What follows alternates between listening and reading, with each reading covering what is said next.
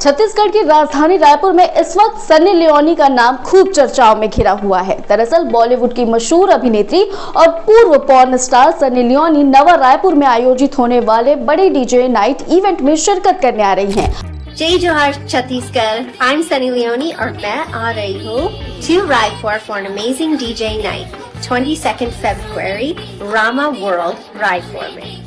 So मिलते हैं जल्दी, डेट लॉक करो and book your tickets right now. Tickets live on Book My Show and Hickey. इसका एक वीडियो भी सोशल मीडिया पर वायरल हो रहा है। वायरल वीडियो में खुद सनी लियोनी कहती हैं, मैं सनी लियोनी और मैं आ रही हूँ रायपुर डीजे नाइट 22 फरवरी शाम 6 बजे रामा वर्ल्ड में।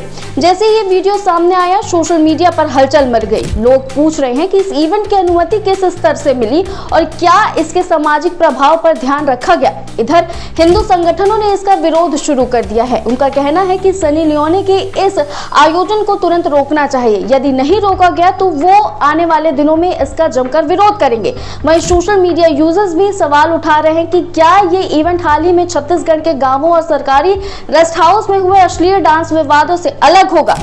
असल में छत्तीसगढ़ में हाल ही में कई ऐसे मामले सामने आए जहां बार डांसरों के कथित अश्लील डांस पर प्रशासन ने कड़ी कार्रवाई की।